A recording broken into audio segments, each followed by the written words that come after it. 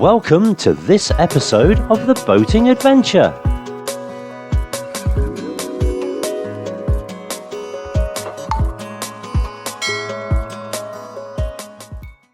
When I began secondary school in 1969, I was taught woodwork by this man, Mr. Mason, affectionately known as Chippy Mason. During the first few lessons, we made a wooden box. This was obviously designed to get us used to the various tools of the trade and simple procedures such as making sure the wood was square and also learning a few simple joints, like this one, a rabbet joint. 30 years later, when I left teaching, I took up an interest in woodwork and started making these boxes. As you can see, they were made using the same construction method that was passed on to me by my woodwork teacher all those years ago, using the same joint. I started selling these at craft outlets and local craft fairs. I went on to open my own shop and workshop in a local mill town where I could make my boxes and sell them. I then bought a van and took them to other venues, eventually renting a regular spot in a town hall on the edge of the Peak District, where we expanded the business by offering refreshments as well as selling an ever-expanding range of goods.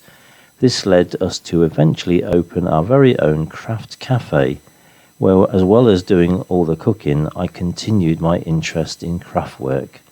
So you see, that small joint that was taught to me by that woodwork teacher led to an empire. This is one of the basic tools that I often use when I'm making my boxes, a simple hand drill. This simple drill consists of two axles, one going from here, from the handle, and going through to the handle on this side. So you have a horizontal axle which then transfers its power to a vertical axis which runs from the chuck here to this cog just here.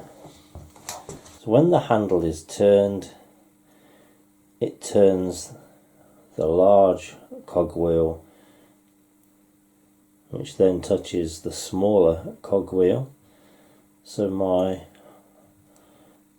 horizontal axle transfers its power to the vertical axle. Very simple method of gears and cogs. And because this cogwheel is smaller than this one, it makes the drill go a lot faster. So here we have a real working example of that principle, that you can change power from a horizontal to a vertical axis. So there we have an axle coming through the wall, and it meets with an axle going upwards, and you've got these two ginormous cogs with the teeth.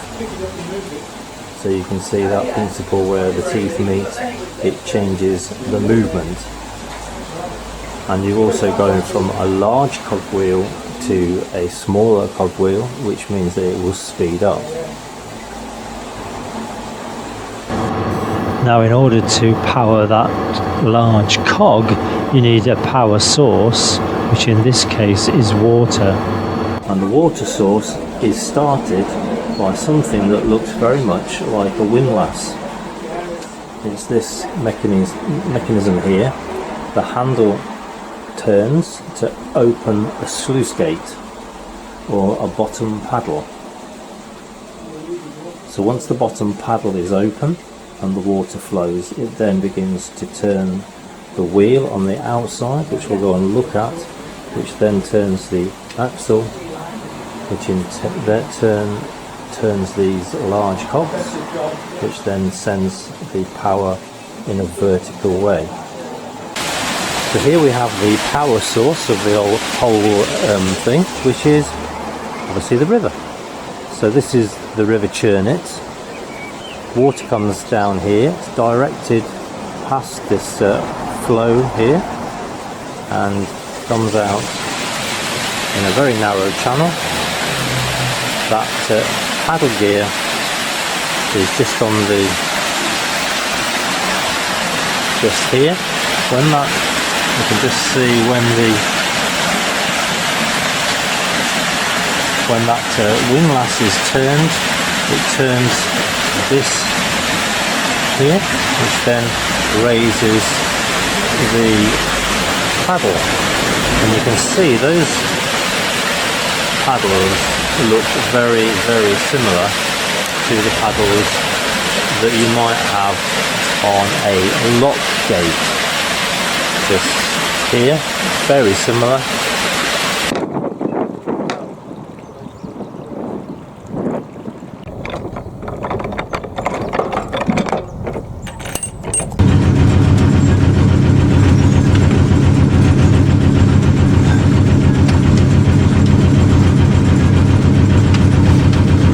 Similar principle, so you've got a windlass which turns, which raises the paddle.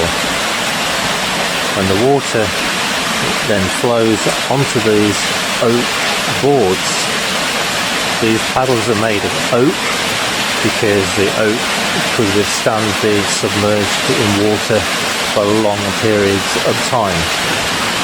Very similar to a lock gate.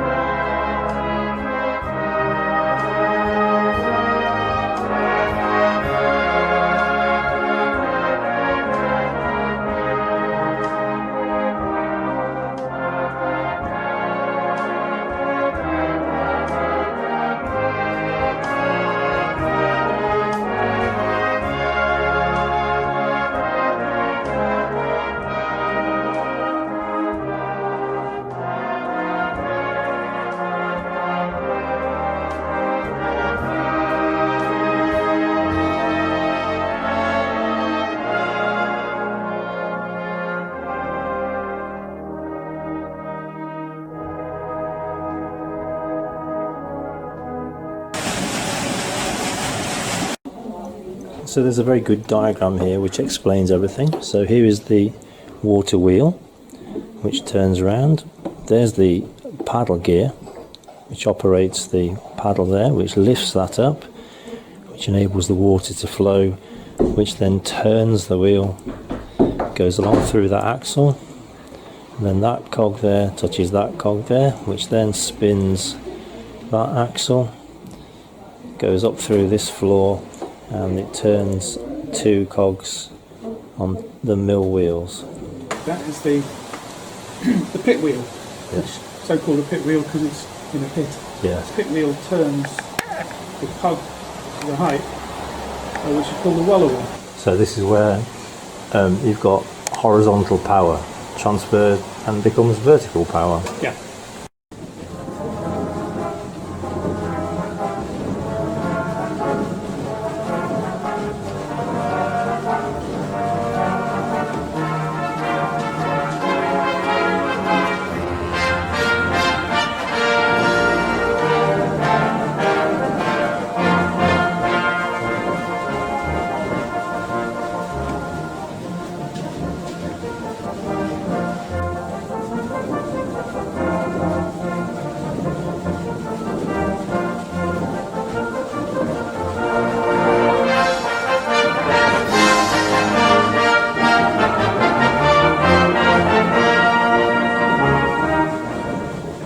over here we have in the stonework here an inscription here which is the date of the mill, which is 1752, and just here we have the letter J,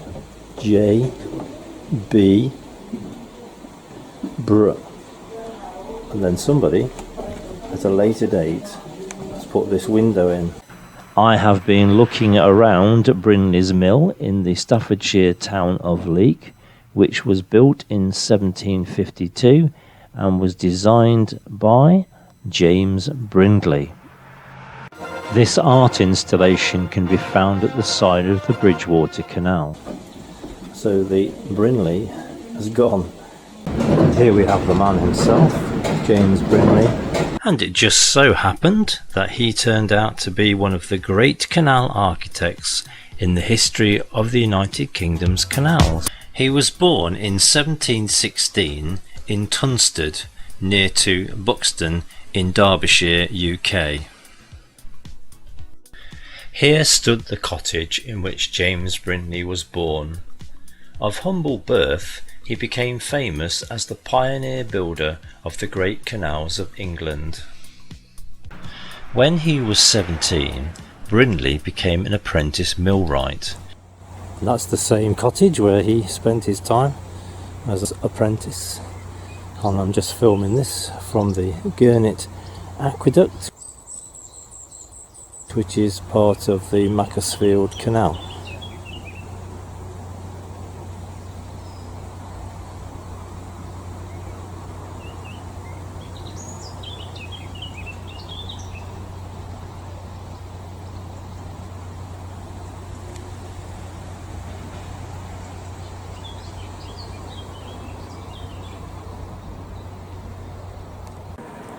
On these premises, 1733 to 1740, James Brindley, the famous civil engineer and canal builder, served as apprentice to Abraham Bennett, and then set up his own business.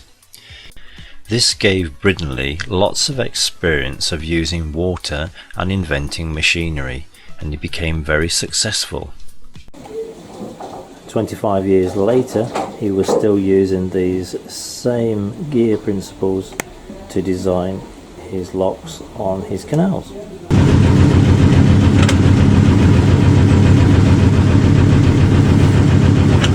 Brindley's reputation came to the attention of Francis Egerton, the 3rd Duke of Bridgewater, who was looking for a way to transport coal from his coal mines to Manchester. Brindley was engaged to deal with the difficult sections of the canal. He designed the Barton Aqueduct to take the canal over the River Irwell.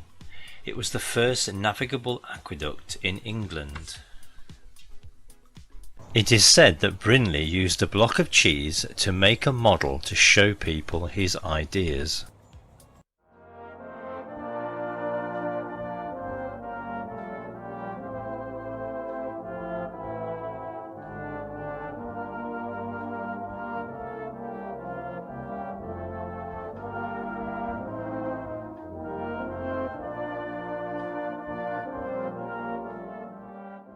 And in this painting he is holding a leveller, a very early theodolite. This is James Brindley's theodolite, which has been lent to the mill here by his family, and it's on loan. And that's what he used to look for the levels that he needed to construct his canals.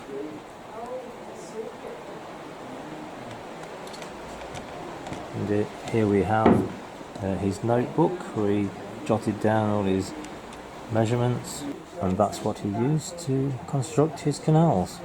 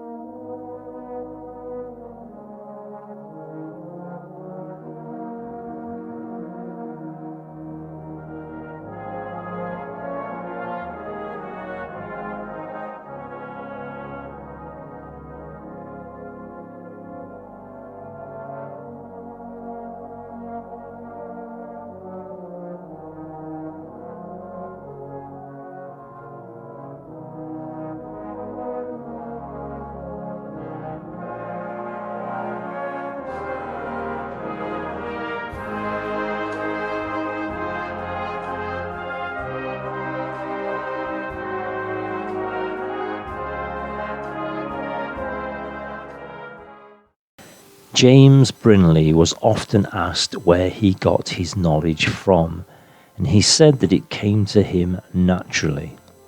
But basically, he applied the knowledge that he had acquired during his formative years. I got my knowledge of the construction of boxes from this place.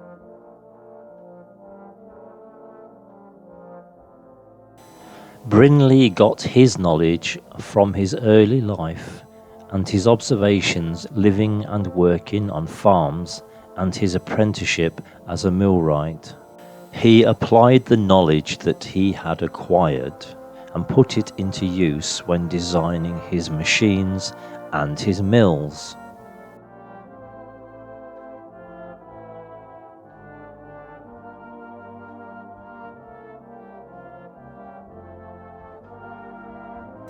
James Brindley did not invent the lock. That has to be attributed to Leonardo da Vinci in the 15th century.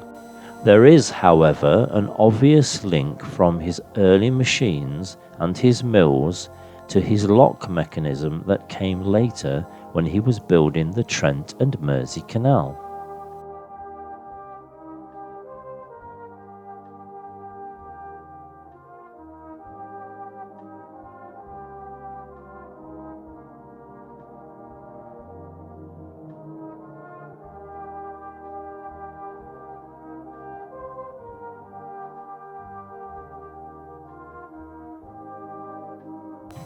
I find it quite incredible to think what Brindley's application of his knowledge led to, not just the beginning of the canal network, but to kick-starting the Industrial Revolution.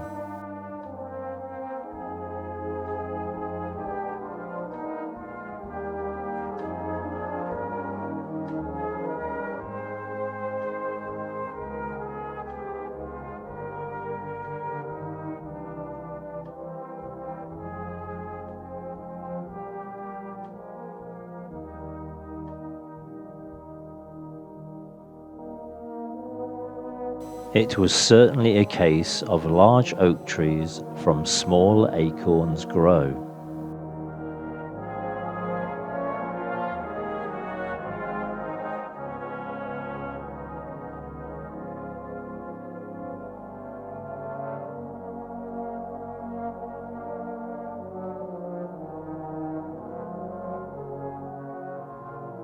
There are a number of poignant reminders of Brindley along the network: art installations on the Bridgewater Canal, at the Coventry Basin, and on the junction of the Trent and Mersey Canal and the Colden Canal, and also on the Birmingham Canal, looking down on people as they go through the locks underneath great skyscrapers.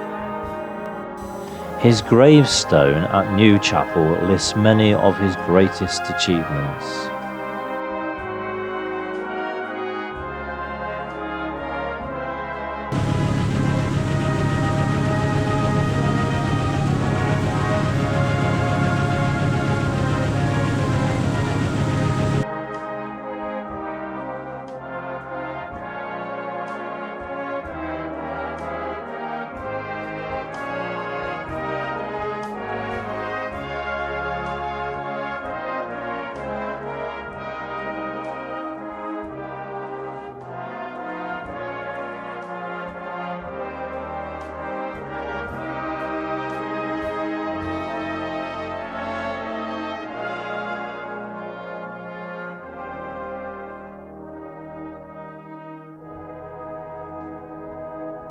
I personally think it's important to know how all this came about, and not to take it for granted, but to cherish it and look after it for generations to come.